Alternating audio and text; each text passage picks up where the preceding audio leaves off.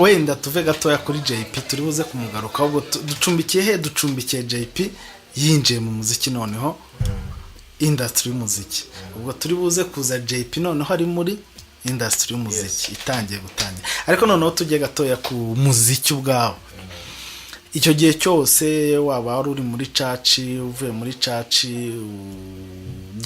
ugiye muri industry, winjiyemo, ubaye n'umukozi wa industry, umuziki wo muri rusange wari uhagaze gute? Niveau musical yaba ari sindi umuhanga mu muziki, ndawukurikira ndi umufana, ame profane, nta nubwo n'ibitekerezo natanga ku muziki ni byo kumenya abakora mu muziki wenda cyangwa se n'umuziki muri rusange, ariko kote technique, kote musical aho nabangiye kubeshya. Kote musical byari bimeze gute? Wenda uze no kutunyuramo n'ubu ngubu noneho difference ebyiri icyo gihe n'ubu ngubu, noneho tuze kugaruka kuri JP nyuma ho gatoya. Byari byiza bigeranyije n'ubu, kuko urambwiye ngo nze kuvuga impande zombi, ariko ntangiye mvuga ngo byari byiza. Uti gute? Umuhanzi yarazaga muri studio, tukabaza tukamuganiriza, tukamwaka indirimbo ye yanditse ayifite kuva ku ijambo rya mbere kugeza ku ijambo rya nyuma. Akamaza kugusomera texte ataririmba, ukumva amagambo niba nta yasesereza, surtout uko n'igihe cyo kivuye mu bihe bibi, twirinda ko ari umuntu ushaka kuduca muri humye. Kuko micro ni ikintu giteye ubwoba, umuntu ashaka kuyikoresha akagera ku bantu benshi. So tukamaza tukareba text, tukamubaza umushinga afite. Ubwo n'urugero ariko nayo ntanze, ariko si bose byagendaga, ari nabazaga ariko bafite text. Nicyo nshaka kuvuga, mu gihe abanzi bungu batajya bandika, aza umusaza ngo dukora umuti cyangwa ibiki, ukabona nyine umuntu ari desordonné, ntazi n'ibyo ari mu donc ntago ari umuhanzi. Undi yafatiraga umwanya akabanza agashaka amagambo, akaba afite message agiye gutanga, nubwo wenda zitabaga ari nziza cyane, ariko niba ufite turimo nka twa Orange n'urugero natanga, wumva ko yagiye ikora mu makwe menshi, turibo twinshi tw'icyo gihe. N'aba brothers barakoraga, bari baza bya bihe byashize, wumva ko ari ibintu bafatiye umwanya bakandika. Ikindi, umuhanzi yarazaga tukabanza tukamutizinga, tukamubaza, kuko either uramukoramo impano arayifite, ukabanza ukareba niba n'umuntu ushaka gukoramo business, kuko industry yarahindutse ubu. Kera abantu sibyo unazi cyangwa abantu b'amarebo niko nabyita, niko twashaka kubyubaka. Hari TFP gasanga ikubiyemo agatsiko k'abahanzi runaka benshi, hari n'abakorera iwanjye nabo ari indi team, kandi zihura kuri stage zigakompeta nta kibazo. No kuri contact ni gutyo, hari abahanzi bakoragayo, ba Miss Jojo, ba Chanel, ba Casanova, ba Rafiki, abenshi nabo bari King James, n'ubu nabo bari bahereye batangiriye hariya. So ugasanga umuhanzi nibaje uramubaje, karibu muri indirimbo, ndayikora rwose. Hanyuma nimara kuyikora tukaza kumvikana ibintu bijyanye n'ibiciro, kuko ntago umuntu muha karibu cyangwa mujye muri projet mutamaje kumvikana how much you gaining cyangwa uzakuramo iki, sibyo? Ubwo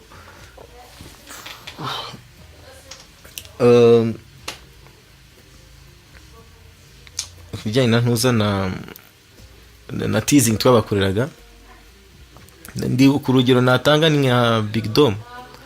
Yaraje turamubaza ngo uje kwishyura miliyoni hangaha bingana gutya, na album yose arishyuye, kubera iki?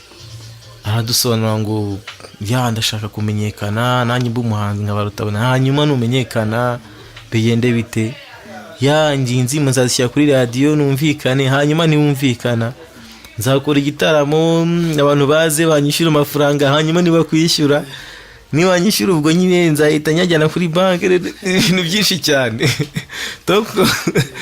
Umuhanzi ukuntu ubona, ndagira ngo n'abantu badukurikiye babyumvireho, birababaje donc ntago abantu bari bakamenye business. Impamvu twabazaga ibyo byose ni kugira ngo urebe niba ari umuntu ushobora kuba yajya muri orientation. Oya sinuvuga ejo nazagaruka, ahubwo mugiye gukora ikintu kizatanga umusaruro. It's a product. Nicyo kintu n'abantu batarumva n'uyu munsi. Indirimbo ni product. Uyifashe neza. Hariho twagiraga ati ngiye nzava mu gitaramo, hano mara gukora igitaramo nzahita nk'ubu twashaka twumva ko wa mugani azagaruka, nzahita amafaranga nzavanamo nzaza mu nkuru y'indarubum. Urumva kugira ngo umukorere ubishyizeho umwete uvuzwa n'ubutaha azagaruka mu nkuru y'indarubum, kuko niba ari imiti yagiyemo ni umunyamwuga. Ariko niba ukoze album imwe ukahita upareka ngo namenyekanye, uje kunyifotorezaho, washaka tushe yanjye kugira ngo umenyekane. So ni gutyo twashyagamo iyo barriere. Kandi numva ari ikintu cyari cyiza. Cyangwa wabona umuhanzi ari indiscipline, si ko bene ntabishyigikiye, cyagiye twabimaga n'indirimbo zabo. Yaranayishyuye kayitinza just kubera iki, kugira ngo wanze umushyire kuri discipline wumva wowe ushaka kwajyaho.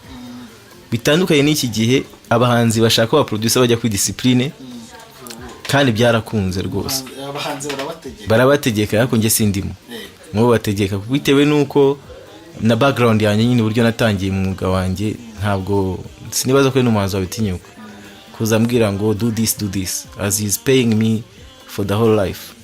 Urumva aricyo akeneye, nanjye mfite icyo mfite, ubwo niba yaje kugishaka tugomba kugira ibyo tubyumvikana tukabalansinga, tukagera aho duhuriza, atavuga ngo ndamuryamira cyangwa arandyamira. Ariko nanone ari uwo dukorana, ari dufitanye amasezerano, ari uwo twasinyanye buryo nzamukoresha, icyo gihe nawe wumva agomba kugendera mu mategeko yanjye cyangwa se ya company yacu, ariko bitari bimubangamira. Nanone burya tujye tuba flexible. Aho bigeze ubu umuziki navuga ko byari byiza icyo gihe kukajyanye n'ako kantu. Challenges cyangwa se imbogamizi nazo twarazigize zikomeye. Iya mbere ni gute kugira ngo umunyarwanda azumvikane kuri radio yo mu Rwanda. Ntabwo nshatse kuvuga y'abanyarwanda, arimo aririmba ikinyarwanda. Arimo aririmba ikinyarwanda. Byari intambara ikomeye cyane cyane. Nkunda umugabo twa Virgile, muramuzi. Virgile mu bantu badufashije cyane kugira ngo yari DJ kera muri background ze, nubwo akuze.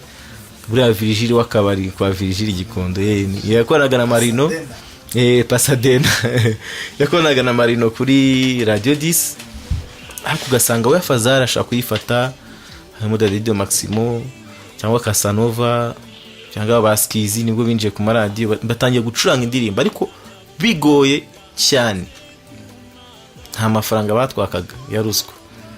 Ariko none indirimbo yabayifataga rwose wahitaga umenyekana, kuko nizo radio nkeza zihari. Radio Rwanda ntabwo twayaga tuyiteza, umva natwe tutaramenya kuganya audience nini. Radio Rwanda igira hafi igihugu cyose, si ko atari hose bagiye bashyiraho ni za RC, kuko bitewe n'igihugu cyacu imiterere n'imisozi n'iki. Ariko usanga hano mu mujyi tuzwi. So ariko abantu bose ndabibwira n'abahanzi bari ubu bagomba kudushimira, kuko kugira ngo indirimbo ndavuga modern, apana indirimbo za Rutabana cyangwa za ziriya zose. Wenda Rutabana bavuga ko ari umuntu twafungiye dutangira modern music, nawe tumurabura muri old school. Nawe ari mu ishuri rya kera rwose. Ariko mu bari abahanzi bashya dufite, uburyo urugamba rwatangiye naho rwatangiriye, turwana kugira ngo umwana w'umunyarwanda yumvikane mu gihugu nawe ko ashoboye kuririmba indirimbo ye iri modern, itari inyamerika, itari ingande, itari igikobiko, ngoma n'ibyo byari bigezweho icyo gihe. Tugenda tubirimita.